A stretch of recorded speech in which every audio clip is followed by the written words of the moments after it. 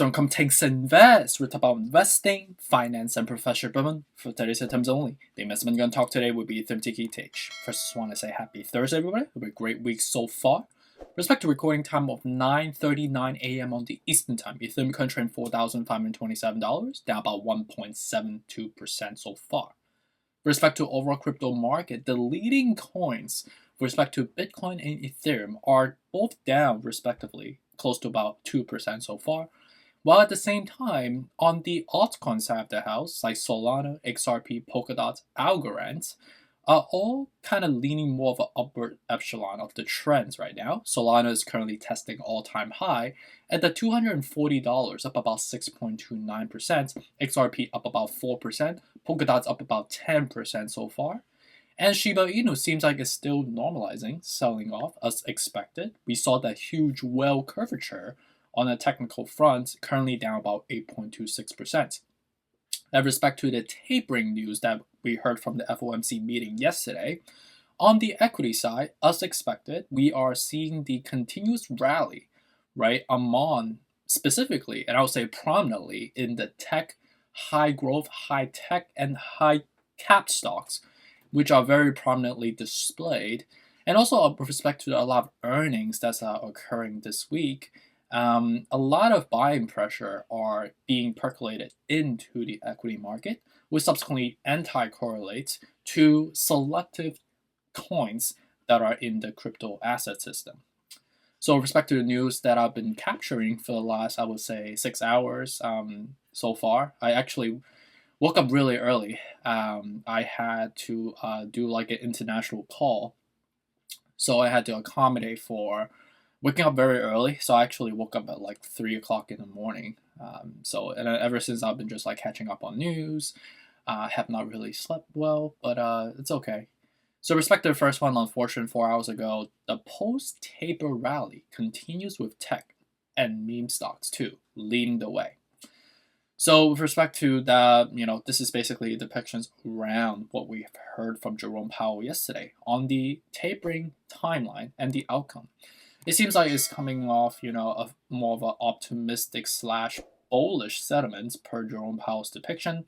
And investors subsequently felt more confidence around, like, are we going to be cutting off the asset purchasing going forward, right?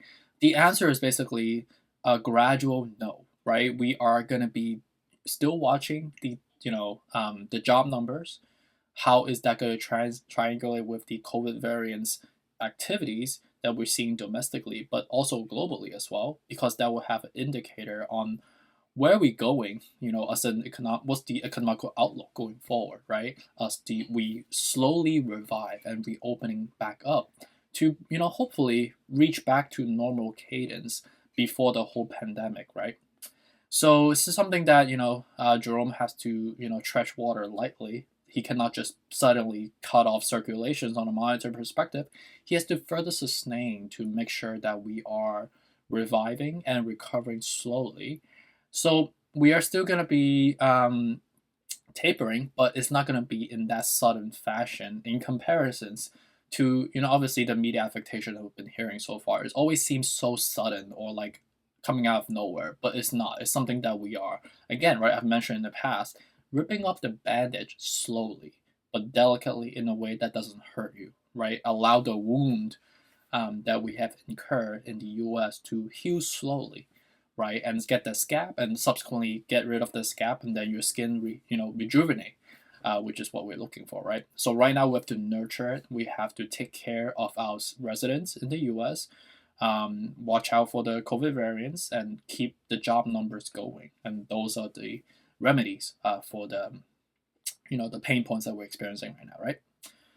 And then the next one is on CNBC 5 hours ago. Talk about DeFi, the wild wild west of crypto, is next on regulators' hit list. So this is something that the Fed and the SEC has been working on. There is still a lot of unknowns. We're still working with this relatively innovative technology that is still in the early stage, right? And there is a lack of compliance or regulatory infrastructure or guidelines or legality around this specificity that the government needs to step up on, right? So I agree and that this is the wild, wild west right now. A lot of money is being made, but also a lot of money is being lost as well.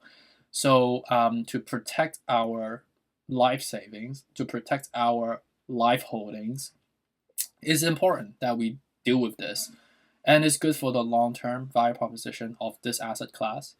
And we will keep an eye out on it, right? But with these type of regulatory dynamics in play, it oftentimes can stir some volatility into the market, right? And it could be in various different spectrum, right? It could be like a commission fee, it could be a tax onto crypto assets specifically, or it could be just some more regulatory compliance restrictions around how you could transact or exchange, right? So these are all things that could stir some volatility into the market, but it's good for the long term, I would say. So it's still a bullish news, based on my um, understanding and my preference.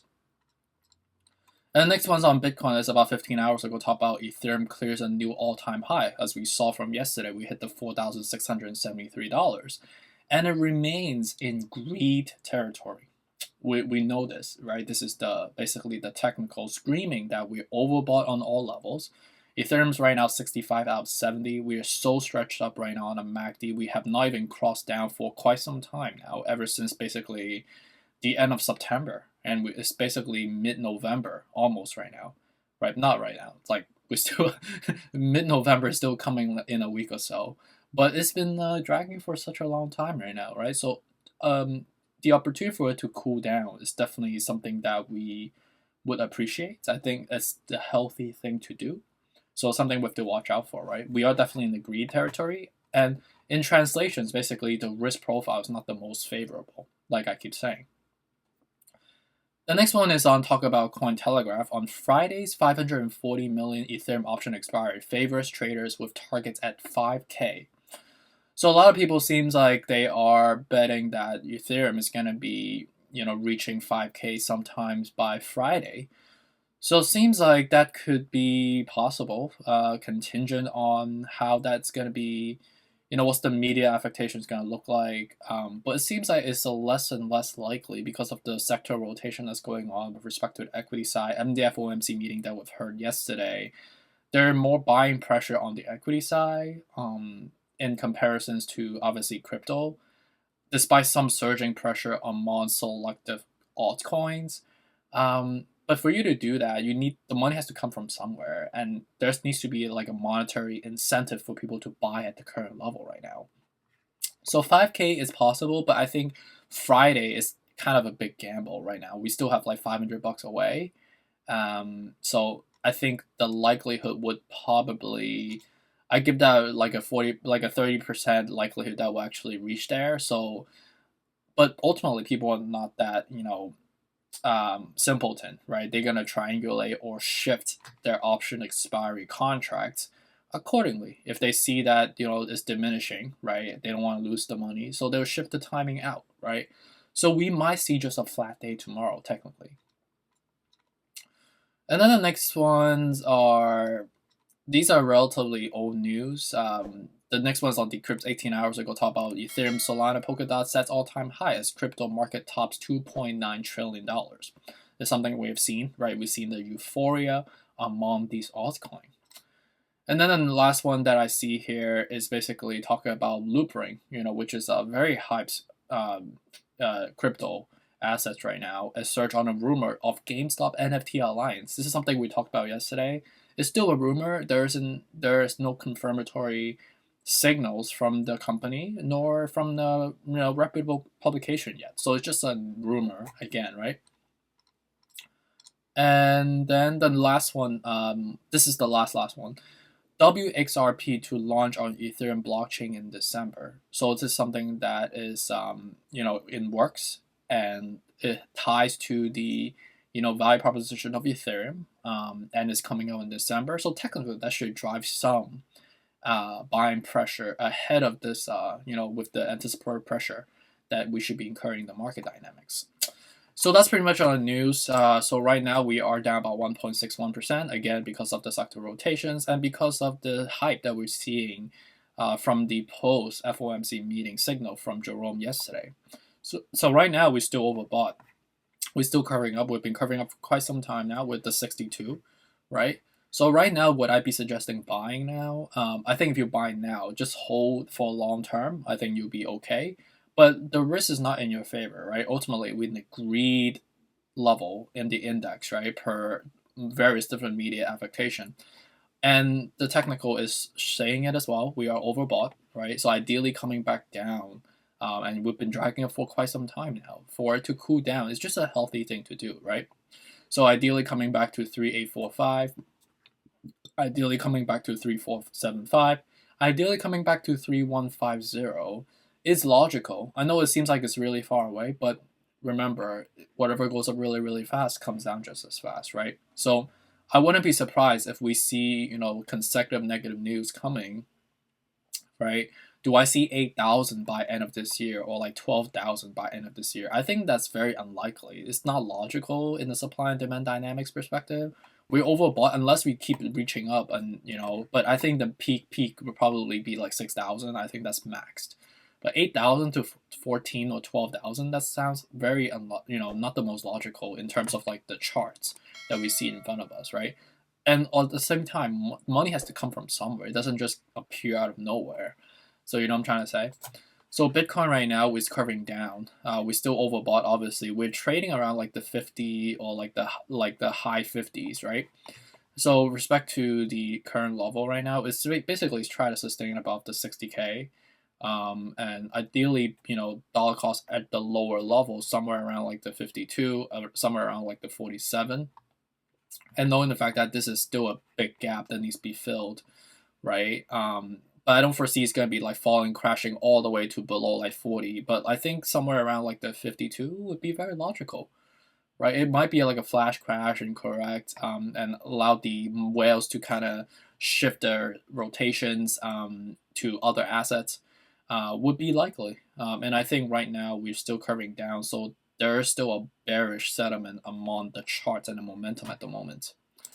Dogecoin right now, we are forming a death cross, so ideally coming back down to the 20, coming back down to the 19, right? Anywhere from like basically 23 all the way to 19 would be much better in terms of risk management perspective. Cardano, it is not a bad buy right now. We are forming a golden cross upward. It's the opposite of Dogecoin basically. I think ideally surging above, to the 216 and take some profit from there would be great. I think 216 to basically 235 would be the frame of reference that we will technically leap up to. Us like, and for us to keep going to like the $3, that would be a big stretch. Unless there's like very large whale manipulations that's pumping the market specifically for Cardano, which I don't really foresee that to be happening. I think we cool down right now. So Solana right now, we are basically testing all-time high completely. We are forming a relatively large outlier. Obviously, we overbought with the 241. We tested at 247 today because we tried to test 250, which makes sense, right? But people immediately sold down. We didn't even get to like 249. We just got to 248. So people are definitely eyeing the market level. 72 out of 70, so not the most ideal in terms of like incurring risk right now. There's no reason for you to feel like missing out. It's supposed to be happening, and you are ultimately investing based on risk profile and risk management level, and the management level that we're at right now is not the most favorable for you, right? You ultimately want to make a gain. You don't want to be holding your back. So right now the risk, despite you could keep leaping up, but it's not favorable in terms of incurring risk to mitigate your risk, if you may, right? XRP is up about close to 4% right now. We basically try to test the next level at the 130 with the 120 right now. So this is a relatively good balance. But I think if we break the 120 again, we'll come back down to 110. We're basically ping pong balling right now. If we break that, we're gonna come back down to a 101. So we are in the frame of reference right now. And because of the fact that we're up right now and we're basically trying to stay between the levels, I would not buy now, especially we overbought right now. So I'll wait until 110 or 101 from here. Polkadot up about 10% right now, 74 out of 70, so I don't have to explain what that means. We are going to be selling back down as we cool down, right, to back to 42. Ideally buy the 30 to 25 would be much more logical. Algorand right now is just cooling down, not doing much, right? We're at the 54, so I think ideally buy at the 160 to 152 would be much better. Shiba Inu is still selling off as expected, right? We form a death cross. This is very, very logical. This is something we have been talking about for days now, so this is not surprising. Right now at the 52, so ideally buy at the 2814 to somewhere around like the 2000 to basically the 900 would be not a bad level $2 cost average if you believe in this long-term value proposition. So with respect to the risk management levels, these are the identified levels dollar cost average as we deplete the RSI back to below 35, as we deplete back to the preliminary golden cross level, right? And these are when people are screaming like, oh my god, it was like such a crash, like what's going on? These are the levels you should be looking out to buy, not when everybody is like greedy and screaming like, oh my god, it's up 20%, up 10%. Like that's when the risk is increasing, the greed is increasing, and that's not favorable in terms of making a margin of profit going forward, right? So I really appreciate you for joining me on this Thursday morning, and stay tuned for to come up. Take care.